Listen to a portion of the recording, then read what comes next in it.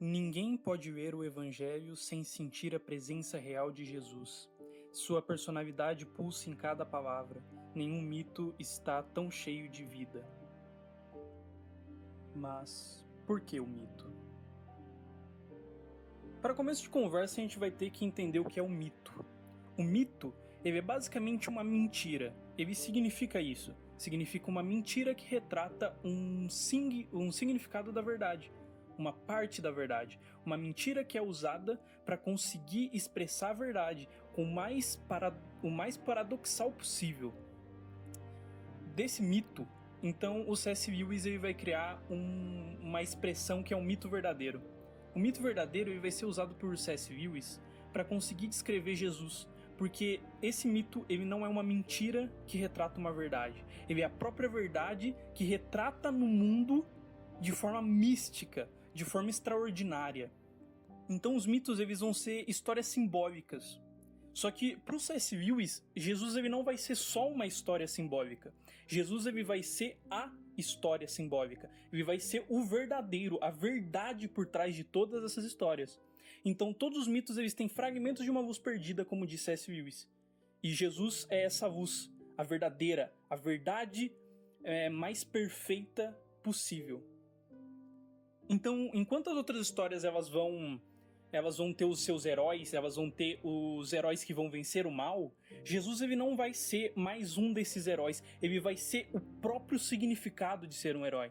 Então, enquanto os outros eles são heróis, e são heróis que vão lutar contra o mal, mas que não são heróis perfeitos, são heróis humanos, Jesus é a própria encarnação perfeita, o herói perfeito, aquele que salvará todos da humanidade. Por isso que, enquanto todos os mitos eles são repletos da imaginação humana, eles se colocam na imaginação humana para conseguir compreender a realidade, Jesus ele era a própria realidade contemplando no mundo real. Então ele é um mito verdadeiro, porque ele é um mito que realmente aconteceu. Ele não é mais só um mito contado, uma história contada por várias pessoas, ele é o que realmente aconteceu. E por ser o que realmente aconteceu, ele é um mito de fato, um mito verdadeiro. Não só mais um mito entre vários, mas um mito único e verdadeiro. Mas por que um Deus Uno? Tá, para começo de conversa a gente vai ter que começar a falar sobre o Deus Uno. Então, quando a gente vai pensar no Deus Uno, a gente geralmente já começa a pensar no judaísmo. Mas antes de entrar na história do judaísmo, eu queria propor uma segunda visão sobre isso. Muitas pessoas pela história já tiveram essa conclusão de outras maneiras, tá? A conclusão de que existe um Deus Uno. Akenonton, no Egito, que foi um dos governantes do Egito durante muito tempo, ele criou dentro do Egito uma religião monoteísta. Enquanto todos os egípcios geralmente, né, na maior parte da sua história, eram politeístas, ele já tinha uma visão mais monoteísta. Tá? Uma das frases mais famosas dele sobre esse Deus único seria: o único Deus, semelhante a quem não há outro. Tu criastes a terra conforme teu desejo. Então, ele já teria essa visão de Deus já ter se expressado, de certa forma, a outras pessoas na história. Então, a primeira foi essa do Egito. Zoroastros, por exemplo, que também foi da Mesopotâmia, ele foi o criador do zoroatrismo. E ele também acreditava num Deus único, tá? Então, quando, por exemplo, tem a prisão da Babilônia, o zoroatrismo ele se encontra com o judaísmo.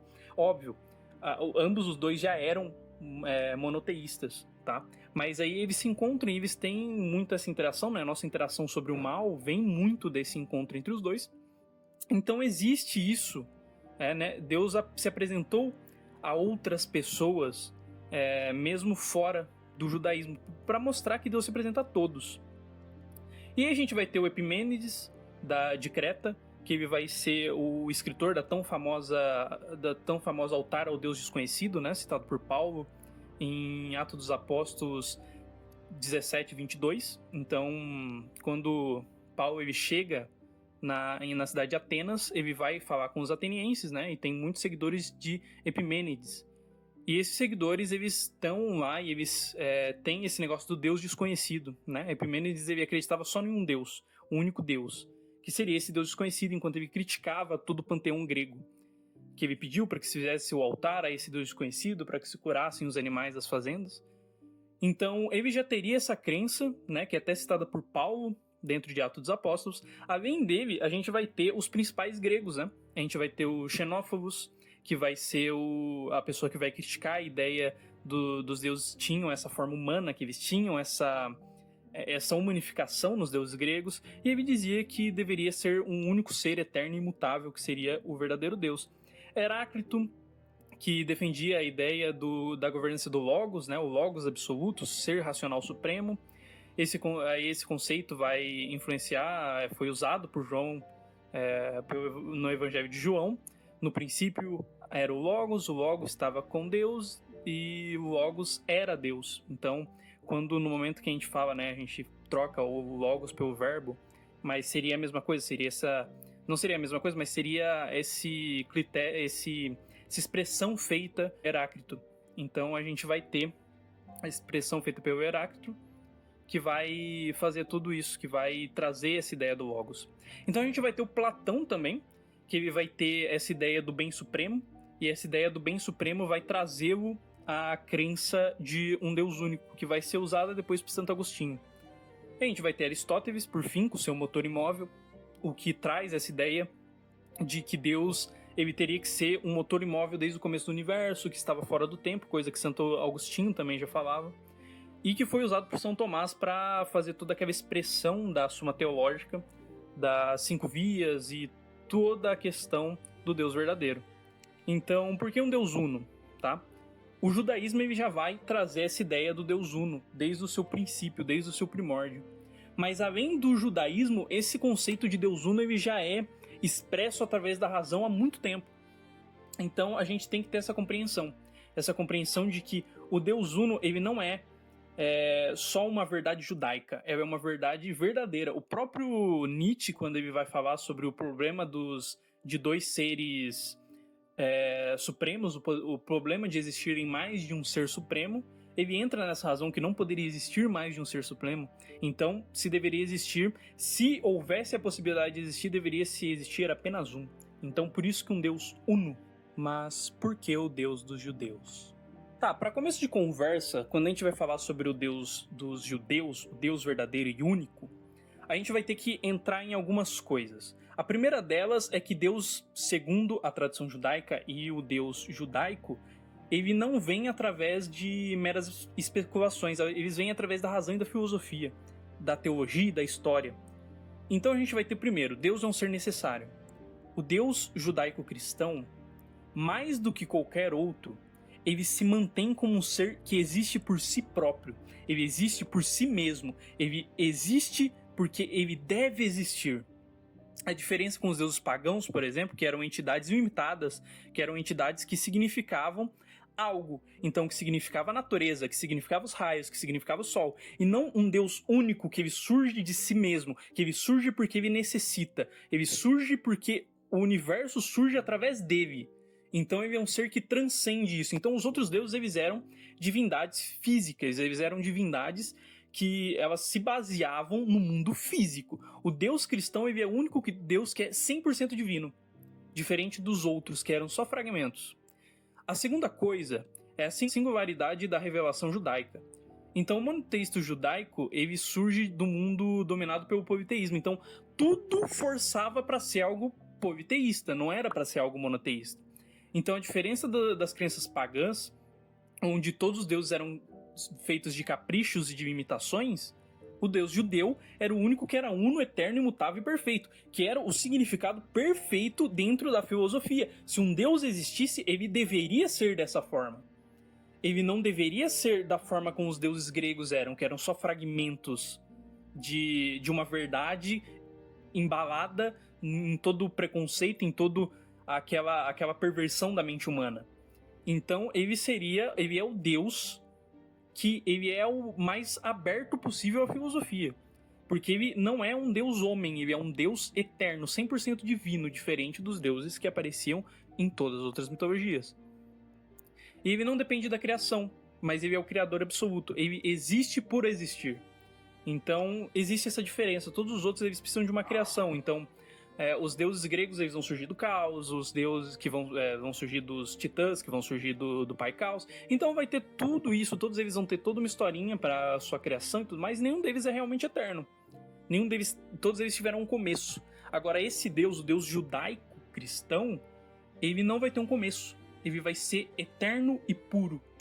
E aí a gente vai ter a questão do motor imóvel também, né? Então a gente vai ter toda a questão de a filosofia apontar pro Deus que é ato puro. Eu sou aquele que sou. O ato puro.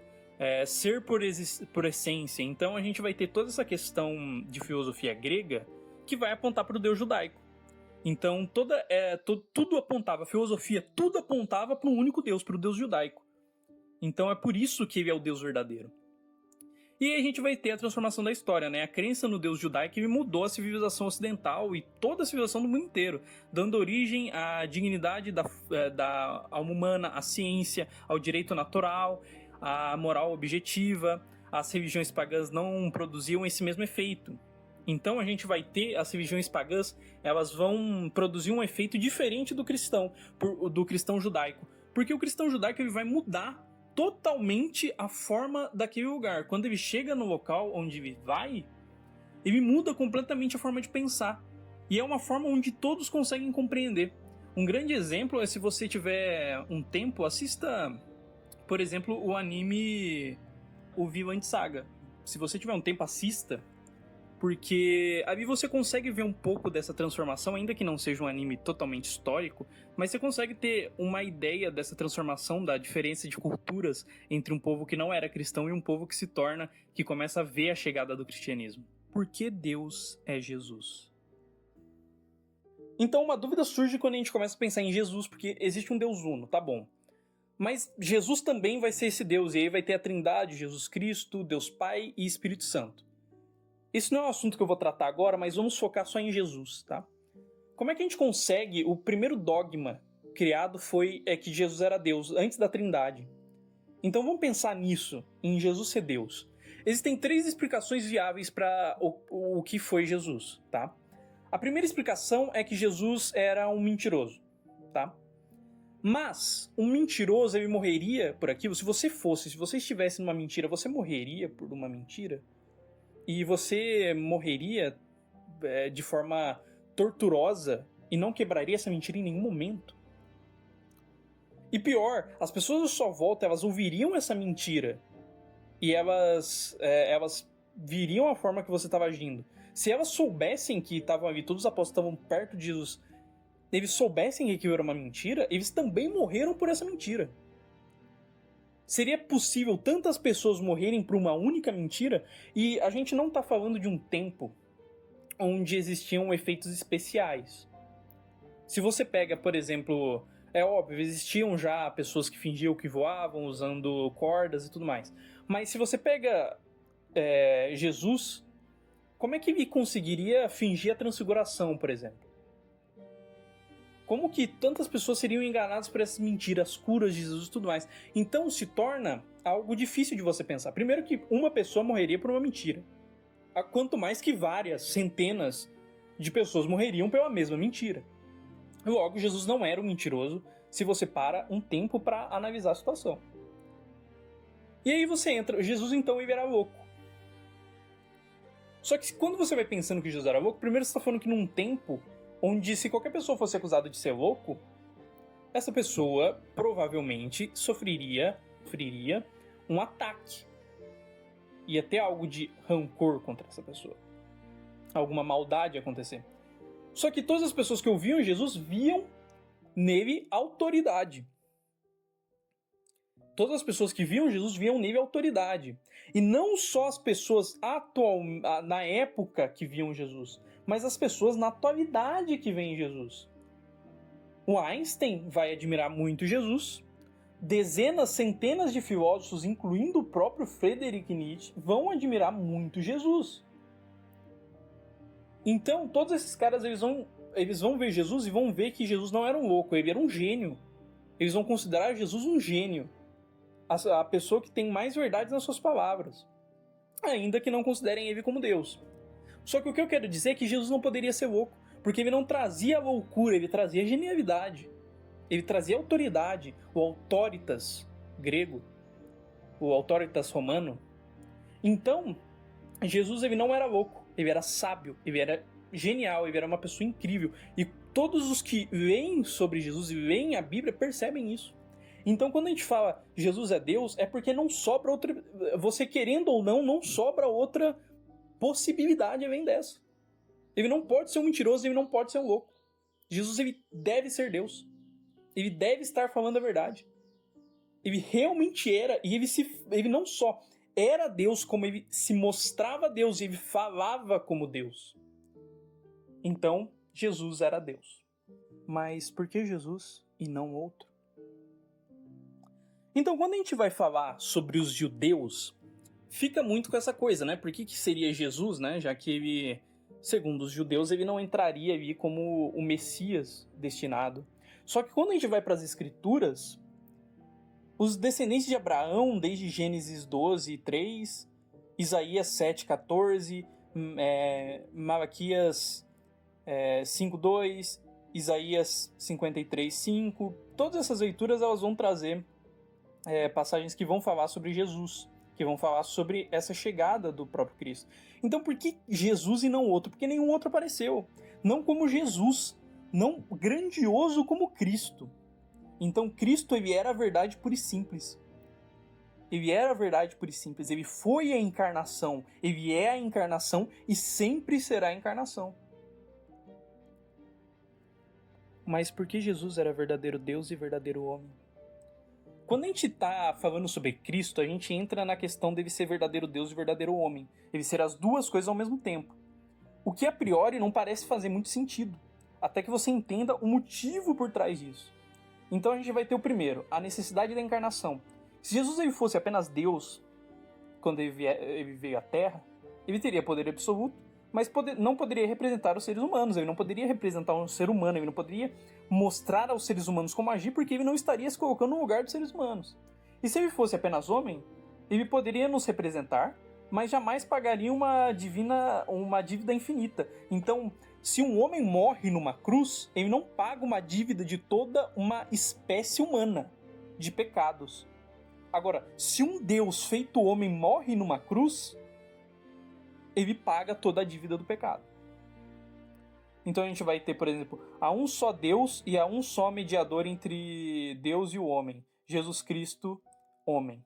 Então a gente já vai ter essa questão de Jesus ser o único que poderia ter feito o sacrifício. Quando a gente fala de mediador, a gente fala disso. O único que poderia ter feito o sacrifício pela humanidade fez, e foi Cristo.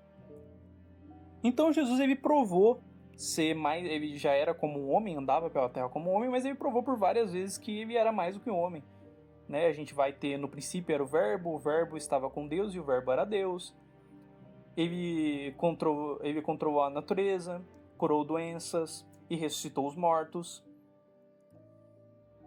Teus pecados estão perdoados, também foi dito por Jesus. Apenas Deus pode perdoar os pecados. Tomé declarou, meu Senhor e meu Deus. Então a gente vai ter todas essas demonstrações de que Jesus realmente era Deus.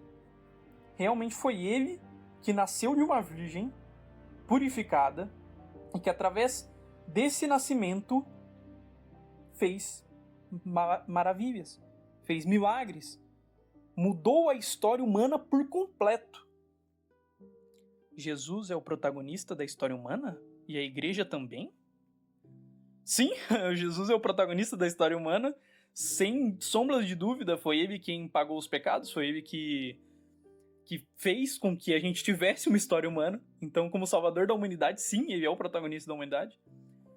No entanto, a igreja também é papel central. Após a morte de Cristo, após a ressurreição de Cristo, a igreja tomou esse lugar como corpo de Cristo na Terra, como corpo desse protagonista na Terra. Então, Jesus, né, a gente vai ter citações em Apocalipse, como Jesus, eu sou o Alfa e o Ômega, o primeiro e o último, o princípio e o fim. A gente vai ter, por exemplo, também em João 1, 29, o Cordeiro de Deus. Eis o Cordeiro de Deus que tira o pecado do mundo. Então a gente vai ter dezenas de citações que falam sobre Jesus e essa questão dele ser o protagonista, o começo e o fim. A história acontece nele. E a igreja é a protagonista após Jesus, após a morte de Cristo, o corpo de Cristo na terra. Então Cristo vai dizer: eis que convoco todos os dias até o fim do mundo. Tu és Pedro, e sobre essa pedra eu edificarei minha igreja. A igreja é o corpo de Cristo, do qual ele é a cabeça. Então a gente vai ter todas essas coisas. Então o corpo de Cristo vai viver por Cristo. Mas por que a Igreja Católica? Essa é ainda mais simples. A Igreja Católica foi fundada por Cristo, como Pedro como sua pedra angular, como o primeiro Papa, onde todos os outros discípulos também tinham esse título de apóstolos, e eles, através disso, começaram a criar as igrejas, começaram a continuar a civilização, a crescer o cristianismo, a crescer o catolicismo. Catolicismo, a palavra dita por Inácio de Antioquia, logo no começo da igreja, logo no ano 100. Então, quando a gente fala da Igreja Católica, ela é a igreja inicial, a igreja primordial de Cristo. Ainda vou fazer um vídeo só sobre a Igreja Católica, mas a priori a Igreja Católica ela é verdadeira porque ela é fundada por Cristo. Mas e os cristãos? Só houve um cristão? Na realidade eu vou ter que te dar uma má notícia, viu? A realidade é que sim, só existiu um cristão. E na realidade, houve apenas um cristão e ele morreu numa cruz. Até a próxima.